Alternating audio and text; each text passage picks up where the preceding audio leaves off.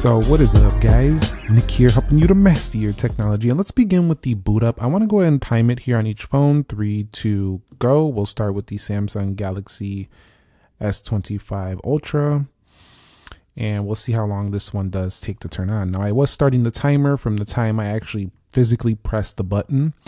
So I didn't start it once it vibrated, like it was turning on. So that's where we're starting. And we'll wait till that clock appears, and we're at about 18.58 for the Samsung Galaxy S25 Ultra. So let's go ahead and reset, and we'll take a look at the OnePlus. We're trying to beat 18.58 in 3, 2, go. And again, I press it right when I physically press the OnePlus 13. And you've seen the OnePlus 13 took a while for that to showcase, but I do think it's going to boot up quite quick as well. So we're trying to be 18.58 for the Samsung. That's so far in the lead, and it's going to lose to the Samsung Galaxy S25 Ultra by about 4 seconds. So the Galaxy S25 Ultra so far in the lead. So we got 18.58, 22.32. Let's go ahead and try to beat that on the iPhone 16 Pro Max in 3, 2, go. And let me know if you like this timed version of our boot up better. It does give us probably a more accurate depiction of which one is actually turning on faster. And you'll see that the iPhone 16 Pro Max at the Apple logo and at 17:18, and the S25 Ultra is going to take the crown. This is actually slower than both to turn on. 24, 25. Some people are going to say this doesn't matter. I don't boot my phone up. In about 29 seconds. So the iPhone 16 Pro Max was the slowest by about 7 seconds or so against the OnePlus, and over 10 seconds against the S25 Ultra. So the unanimous winner here in the boot up is the S25 Ultra. So let's take a look at how they look when it comes to biometrics. I don't think it's a big deal. It really isn't. You just look at this phone and bang, you're in. No problems. We're right in there. But I'm going to tell you right now, let's take a look at OnePlus. This thing flies into the phone. Once you get it, once you get that face recognized, that thing is right in there. Look at that speed. It's right there. So for me, I do like the OnePlus's speed. The in-display fingerprint sensor is also ultrasonic now, so that's nice. Just like the Samsung, the OnePlus's, you can unlock it anywhere, just like so. Look how nice and fast that is. I think the OnePlus feels a little bit quicker. And then looking at the iPhone, it is one of the most convenient and different with its dynamic island version of an unlock, but it is the slowest to get in the phone. So I would say OnePlus the fastest to get in the phone, Samsung very tight second, and then the iPhone in third place for BIOS. All right, so everything is closed out for each phone, as you can see right there. No recent tasks. And I'm going to try to do this the best I can. Call me out if I call an application wrong. 3, 2, go. And that looked like Samsung, OnePlus, and then Apple. Let's swipe up out of there. We'll go into clock. And I couldn't even see that one. I do have to state that all of these phones are going to be able to run everything you need to run day to day. Like basically nothing. So they eat up regular apps for breakfast. Let's just put it that way. Let's go into calculator. And to me, that looked like the Samsung. Let me go ahead and swipe out. And we'll go over here to Instagram. And that looked like the Samsung, OnePlus, and then Apple. Let's go ahead and swipe through here. And as you see, we scroll through. I like how the iPhone is kind of like smooth scrolling, but I think the Samsung and OnePlus are doing this quicker because they're able to go ahead and get to that bottom of the feed faster, which is why it's taken a second for it to reload. Apple's moving slower, but it kind of feels more natural, and that's what I'm talking about, a bit more natural feeling. Let's swipe up out of there. I'm going to YouTube, and that's going to go OnePlus, Samsung, and then Apple. We'll go over here to trending on each. Let's go there. Samsung, I couldn't even see. I thought it was Samsung, Apple, OnePlus. Let me know. This is really tough to see all three at the same time. Let's go into Play Store, App Store. That one was Apple, I believe. Then OnePlus, Samsung. Let's head up out of here. And we'll go into X on all three. Yeah, that looked like Samsung, OnePlus, Apple. Again, and we're just practicing because I don't do a lot of these triple speed tests. But if you like these triple speed tests, let me know down below. Let's go into Amazon. 3, 2, go. And I think that was Samsung with the victory. Let's go into Brawl Stars. 3, 2, go. And you can see that one was so close. I think Apple was behind, but that was so close amongst all three. Really great. Let's go into Groupon. This is so fun. Testing three at the same time. 1, 2, 3. That one was clearly Samsung. I think Samsung's overclocked Galaxy chip definitely helps it. So having that overclocked for Galaxy version of the 8 Elite definitely helps that phone. Let's go into Dead Trigger 2. I wonder if OnePlus or these other brands could just make their own overclocked, or they could make their own chip and just call it 8 Elite for OnePlus. So it can also be, you know, a little bit more higher clock speed to compete a little bit better. And you'll see right there, I think the Samsung won that one. It just feels like the Samsung just bursts out ahead just a little bit. Let's go into Subway Surfers. And yep, that was Samsung again. We'll go over here. These two are pretty close on the right. And the OnePlus though, man, for the money, being less than these phones is just really a great deal. It really is. Let's go over here to Race the Sun. It's not quite the deal it used to be because that phone used to be much cheaper than the competition. Those were pretty much neck and neck. This one way behind. On the right, the iPhone. And we go into Race the Sun. Samsung has the best like punch hole. It's the smallest. Huge dynamic island on the right, so that's a little bit different.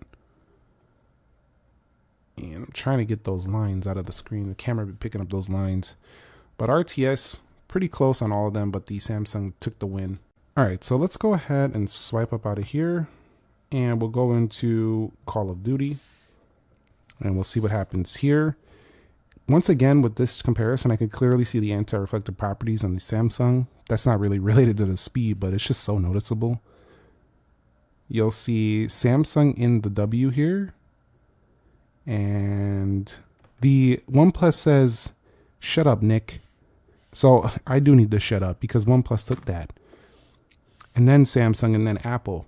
So OnePlus boosted out ahead there on Call of Duty. In the actual gameplay though, all of these run this thing like it's nothing. Let's go into PUBG Mobile. And I love all of these for gaming. They're all fast. They're all big. They all have long battery life. So these are all great phones for doing mobile games if you do want to play those. But I would still recommend a dedicated gaming phone if that's your primary focus, which is a very niche crowd. So I think that was a tie between Apple and Samsung. OnePlus fell behind on this one. And we'll swipe up out of here. It seems to depend on the app which one performs the best, but it looks like Apple seems to be a little bit behind these two on pretty much most of these, just like with my Xiaomi comparison. And it looks like Samsung might have took this. Again, it's going to be close. My comments on OnePlus and Samsung, so call me out on the ones I got wrong. I'm just trying to see 3 at a time while monitoring the audio. Let's go into speed test. It's a lot easier with 2. You can see right there, these two are pretty close and then OnePlus behind. Let's swipe up out of here and we'll go into 3D Mark. And that was, I think, over here on the right, but OnePlus was last on that one. So let's go over here to InShot, Samsung, OnePlus, Apple. At the end of this test, I think the Samsung is once again taking the crown. I think it comes down to that overclocked chip. It really does. OnePlus took a couple, but overall, it looked like Samsung was faster than both of these in most of the launch times. It also booted up faster. So that's something to be said. So let's go ahead and go back through the applications and see how they do. I accidentally hit the camera with my thumb. This phone is very sensitive, so if you even come close to touching anything, it's going to pop open. So if we go over here to Subway Surfers, Dead Trigger 2, Groupon, Brawl Stars. Brawl Stars is just loading that initial page because that's the beginning of the game. Go over to YouTube, Instagram. Instagram was loading the feed, but that's not a total reload because it does refresh the feed because people are posting new posts. And calendar was refreshing to see if there's any new calendar events, but no real reloads. Good job for the 12 gigs of RAM. You'll see over here, we should get about the same performance. I do think the animations on here, they bounce a little bit more. Some people might like that. Some people may not. You see like that bounce was, it wasn't laggy. It's just like, if you swipe out fast, it kind of follows your motion. See that bounce is like, it's like boom. So you'll see it right there. We go right there. No real reloads. Great job. I mean, come on. Well, calendar was loading. It's refreshing it's Google Calendar. It's Cloud Calendar. It's looking for events, but no real reloads. 16 gigabytes of RAM. This also does have more performance modes as well. Game mode for gaming. Did a great job over there. Let's see how the iPhone does with its measly 8 gigabytes of RAM. And I say measly because compared to those, it is small, but iOS is very well optimized. So nobody really seems to care about the RAM so much as long as the phone does good, which this one tends to do great. Look how it holds these apps. The consistency of the animations is pretty good. However, people have been pointing me out for saying that I'm not calling out the iPhone for a little bit of choppiness that it does exhibit. Well, I'll call them out here. It does. The animations are being taken over on the competition. They're taking over Apple lately. They're doing faster, smoother, and look at that clock just look a little choppy. So I'm calling them out. They're not perfect no more. Apple needs to step up the software game, make it a little bit faster and smoother, like they usually do every like 5 to 7 years. When they brought ProMotion, it improved it. When they brought some new iOS updates, it improved it. In the future, I think we're going to see this go to town. But right now, I would say out of that test, I think that they were all pretty close. But the Samsung tend to look the nicest. I'm not going to kid with you. It just looked a little bit better with the speed. These two's animations pretty relaxed, but also good. So none of these phones are going to slow you down on the day-to-day with that stuff. So our final Geekbench scores are in, and the Samsung lost in the single core, which is a little bit strange, but it won in the multi-core. It lost to the OnePlus, but the OnePlus lost to the iPhone. Now the iPhone tends to always win something in Geekbench for some reason, but the iPhone was the slowest phone I've seen here of all of them, but it also has very well optimized and very polished apps. So when you're actually using these phones day to day, daily, the apps just seem to work well on the iPhone. You can have some issues with certain apps for the Android devices, just to keep that in mind. But from a multi-core perspective, the Samsung was just way ahead here. This phone just does a really good job with gaming performance. So does both of these phones. Depending on the game, again, you have to go down to which one is better optimized for which platform. Let's go ahead and take a look at 3D Mark now, and we'll run a wildlife extreme test and see what we get here. So let's go ahead and do that in 3, 2, go. And I'll be back when they are done with their final results. Okay, so we have some interesting results here. First of all, I do want to state that the iPhone did win this test. Like in terms of how fast it went, it actually turned on first. However, it does have the lowest score here of 4651 with an average frame rate of 27.9. Now that's over 10 better on the OnePlus. 6327, so the OnePlus wins here when it comes to this test, with the Samsung in second place with 5623 with an average frame rate of 33.67. Now, I wonder if I did these tests when they first turned on, if I'd get different results. But you could see these phones are pretty much neck and neck, with the OnePlus taking the W there, and then the iPhone pretty far behind. So these are definitely ahead, just like with the Xiaomi 15 Ultra versus the other two. If you want to get a phone with really great gaming performance, it's probably the OnePlus of these. It has a great gaming mode. Samsung's really good as well. With the iPhone, if it has some good gaming apps that are just better than these two, better optimized, better made. It depends though, because there's some games on here that are better than over here. So it depends on what you're going to be downloading and using. But the OnePlus shined there in the 3D Mark test. All right, so let's see how they do when it comes to the camera. So if I go ahead and launch the camera, you could see that was pretty quick going through each on the Samsung. Them zooms can take a second, but when they get there, they can go pretty far. And as we zoom through the lenses, pretty smooth overall. There is a slight delay. You can see it when transitioning different lenses, but seeing as it's all combined into one package, it's a pretty neat effect. Shutter speed still not my favorite on Samsung phones. It's just, you seen that? Like, it's just a little bit slow sometimes. I wish that shutter speed would be faster, but still good enough, but could be better. Let's take a look at the OnePlus. You can see very quick. If I go ahead and do that, I feel like the shutter speed is faster on the OnePlus. Let's go ahead and take a look. Boom, boom. We go through the cameras. Very smooth, but it jumps a little bit when changing between the telephoto, ultra wide, and the standard wide. As we zoom in, though, it seems a little faster to go through the zoom than the Samsung. It also has more zoom length, but not necessarily better quality in every respect. Let's go ahead and take a look at the iPhone here, which I think has one of the best. Let's go ahead and best shutter speeds you could see. But OnePlus isn't far behind. I do think the Samsung has the worst shutter speed. Let's go ahead and look here, and as we zoom in, the speed of this on the iPhone seems the quickest.